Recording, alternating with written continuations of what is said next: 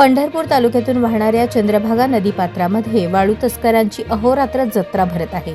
वाळू तस्करांनी महसूल आणि पोलीस यंत्रणेच्या नाकावर टिच्चून थेट नदीपात्रातून वाळू उत्खनन करून ट्रक, टिप्पर व ट्रॅक्टरने तसेच गाढवावरून वाळूची चोरटी वाहतूक सुरू केली आहे।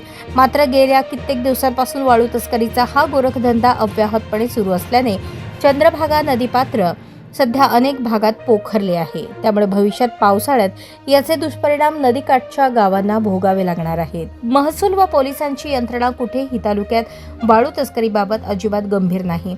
मुळात वाळू तस्करी रोखण्याचे काम महसूलसह खनिकर्म विभागाकडे असते। मात्र काही भागात घाटाचे लिलाव केल्यानंतर सदर घाटातून करारनाम्यातील अटी शर्ती डावलून चालणाऱ्या वाळू तस्करीमध्ये महसूलच्याच काही अधिकारी कर्मचाऱ्यांनी हप्ता संस्कृती विकसित केली आहे। त्यामुळे महसूलची अघोषित NOC वाळू तस्करीसाठी मिळताच त्या भागातील पोलीस यंत्रणेलाही मॅनेज करण्याचे प्रकार घडले।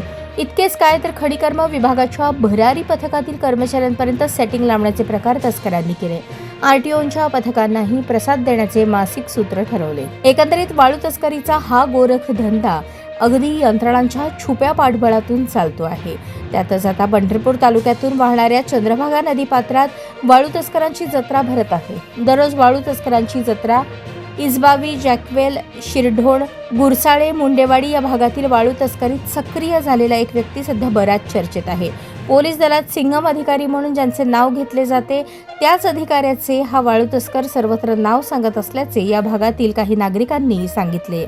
आपल्या त्या अधिकाऱ्याची थेट संबंध असल्याचे सांगून लोकांची मुजोरी करण्याचा प्रकारही त्यांनी चालवल्याचे बोलले जात आहे। त्यामुळे विनाकारण एखाद्या चांगल्या पोलीस अधिकाऱ्याची बदनामी अशा प्रकारचे तस्कर करत असतील तर त्यावर प्रतिबंध लावणे गरजेचे आहे।